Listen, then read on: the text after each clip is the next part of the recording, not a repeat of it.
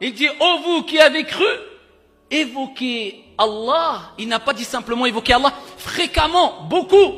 Donc Allah Jalla wa Ala, il te rappelle qu'il faut évoquer Allah, mais beaucoup, de jour comme de nuit, allongé comme assis, assis comme debout, fi safari wal hadar, en voyage comme quand tu es chez toi, muqim résident. Il a akhiri, de jour comme de nuit, tu dois vivre avec le dhikr. Et quelqu'un va nous dire, c'est difficile de jour comme de nuit. C'est très facile, parce qu'Allah a facilité le dhikr, le rappel, pour toi, pour moi, pour tout le monde, pour la personne très âgée, pour la personne jeune, pour le savant, pour celui qui est plus ignorant. Il a akhiri.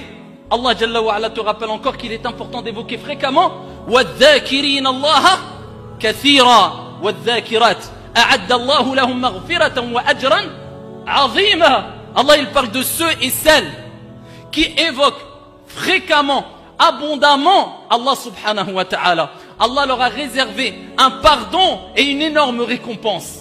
Mais ceux qui évoquent beaucoup, tu parles avec lui, il est un peu, tu crois qu'il n'est pas avec toi, mais lui il bouge ses lèvres. Pourquoi? Subhanallah, alhamdulillah, la ilaha illallah, Allahu akbar. Celui qui n'a pas une chose bénéfique à dire, eh bien qu'il évoque Allah. C'est facile et c'est gratuit.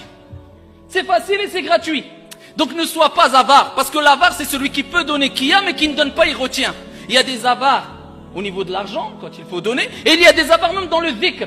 Pourquoi? Il peut faire le dhikr. Tu lui dis subhanallah, il dit subhanallah. Pourquoi tu dis pas subhanallah? Tu es avare. Ne sois pas avare envers toi-même. Allah n'a pas besoin de toi, c'est pour toi, ya Abdallah. Donc ne sois pas avare. Et évoque fréquemment ton Seigneur tabaraka wa ta'ala.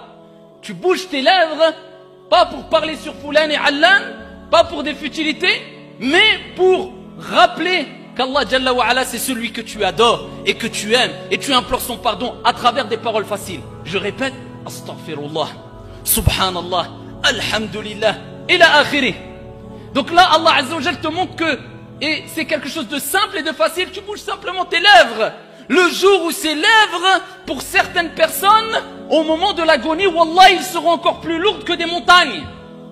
Innamal a'malu bil khawatim, les actions ne valent que par leur fin. Celui qui a vécu avec dhikrullah, il mourra avec dhikrullah, le rappel d'Allah. Et ces derniers mots seront des mots qui font partie de dhikrullah. Et parmi les meilleurs dhikr, la ilaha illallah.